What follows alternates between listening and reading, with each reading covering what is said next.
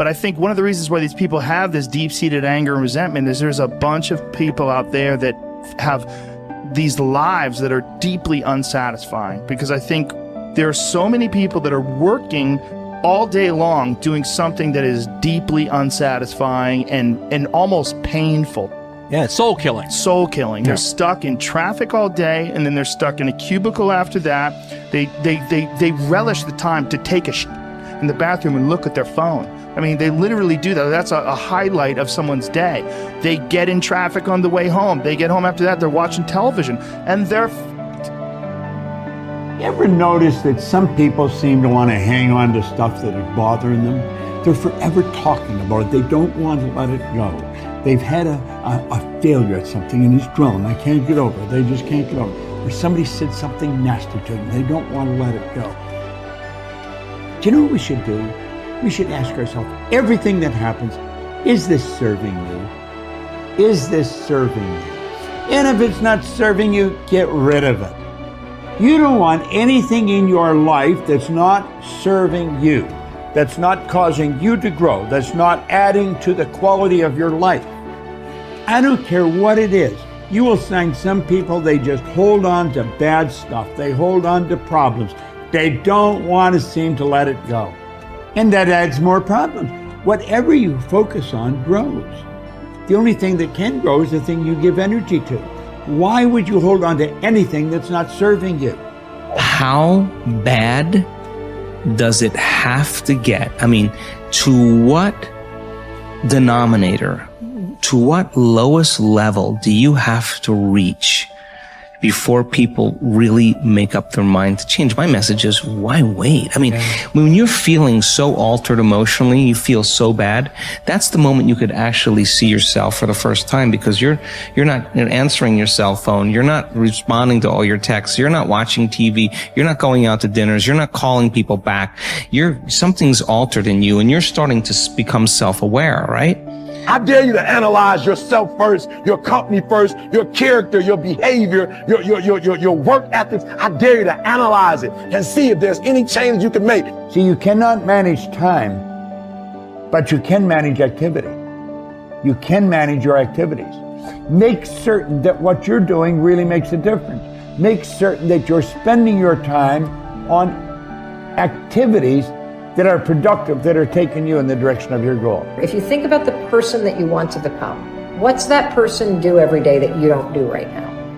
And when you start to do the thing that the person you want to become is doing, you leverage something called behavioral activation therapy.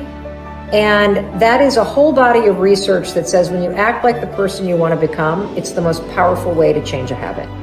It's even better therapy than talk therapy, because the action proves to your brain that you're becoming that person. You're seeing the change through the action, and so then the brain catches up and starts to relate to you like a person that's confident, or a person who adores their appearance, or a person that celebrates themselves exactly as they are. Before you start the day, ask yourself, how do I want to think today? How do I want to feel? How do I want to behave? I mean, what would greatness look like? What would love look like today?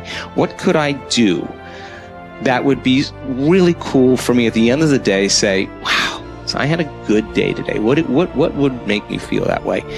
And if you can't find an answer to that, start reading. Who reads anymore? Read a book. I read so many books a week. I know, I'm that way too. So read something about, you want to be wealthy? Read a book about someone who became wealthy, and get real and realize they may have failed 50 times before they actually pulled it off. Or what were their characteristics? What were their traits? What made them? It wasn't about their wealth, it was about who they became. That's the key, right? So fill your brain with a little knowledge, and then just start asking yourself, what's the greatest expression of myself that I can be today? And rehearse it. Rehearse how you're going to be. And then if it leads to a different choice, that's the unknown. Mm-hmm. And just know that it's not going to be predictable. It's going to be a little uncomfortable.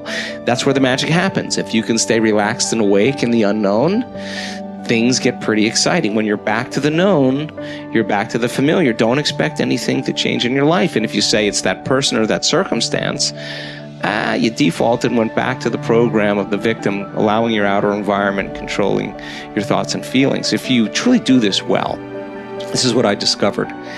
If I truly feel the feelings of my future before they occur, and I live in that state, I'm no longer looking for it to happen. How could I look for it if I feel like it already has, right? So I try to stay in that state, because then I'm not separate from it. And that tends to be when the magic happens. There's no control anymore. There's no predicting. There's no perfectionism. There's none of. All there is just kind of an experiment. Like, I'm experimenting to see if I changed my thoughts and feelings, if my life will change. And that should be the experiment everybody has. And do it with curiosity, and do it with just seeing if the experiment works. If it doesn't, change something else about yourself until it starts to work. Deciding who are we going to be. You know, we shouldn't hope to end up one day a magnificent, strong, beautiful, capable, kind, loving person. We should start living like that today, hopefully, so that we become that. That who we become is not an accident, but hopefully a purposeful intent. That our days and how we approach our days are literally driven by the intention of who we're going to bring. That we bring our character into each of the circumstances of our lives, and by doing that, maybe we can't always direct every circumstance of our life. We can't control everything, but we can certainly control our responses to them. We can certainly dictate who we're going to be in those circumstances, and that helps us achieve our ultimate destiny that we desire, not one that just lands on us. I think the other thing that really comes to people's into their power is when they really discover that, you know, each of our days is something that we can also design. Not just design who you're going to be. How are you going to design your day? What's this day going to be about? What's going to get your attention? What's going to get your focus? And what should not be getting your focus is just your inbox, or just what I call browser blackout, clicking around on all these blue links or images, or swiping here and swiping there, and then losing 4 or 5 hours of your day. Because what ends up happening for so many people is they lose 2 or 3 hours to distraction each day, maybe 4 hours of distraction of television a day. And over the course of their lives, now a decade is gone of opportunity, a decade of missed opportunities to connect with your family, to achieve your dreams, to work a little harder, to contribute that thing you always contribute, to learn that skill that you wanted to learn. Like, we have to decide on our days. We have to design them. We have to wake up and decide what this day is going to be about, what's going to get done, what's going to deserve our focus, who will we reach out to, instead of just responding to everybody else's needs. Look back over your life and ask yourself, what activities, behaviors, or decisions have been most responsible for my success in life to date? You will probably find that less than 5% of the things that you have said or done have accounted for most of the success you have enjoyed. You may find that it was your unique ability to solve a particular kind of problem or to take advantage of a particular type of opportunity. You may find that your special talent was an interpersonal skill that enabled you to influence and persuade other people at a particular time and place. You may find, on analysis, that it was an ability to take charge and accept responsibility for accomplishing a particular goal. Whatever has been responsible for your successes in life to date may be a good indication what you should be doing in the future. Analyze your work based on the measure that I call return on energy. Leaders in every field deliberately apply their talents and energies where they can achieve their greatest return on the amount of energy, mental, emotional, and physical, that they invest in any endeavor. They refuse to take on jobs or work in areas where they cannot perform at exceptional levels. They treat themselves as valuable resources, and they spend their energies very carefully. One of the questions that you might continually ask yourself is this the best possible use of my time and energy? Is what you are doing right now the most valuable thing that you could be doing, given your particular combination of talents and abilities? Often answering this question will help you to see that there is a vast difference between what you are currently doing and what you should be doing if you want to be fulfilling more of your potential. Once you have chosen your ideal job or occupation for this stage of your career, your biggest responsibility is to make the decision to become very good and then to become excellent at what you do. In a lengthy study on successful Americans, the Gallup organization discovered that expertise, or being recognized by your peers as one of the very best in your field, was one of the essential ingredients for success in American life.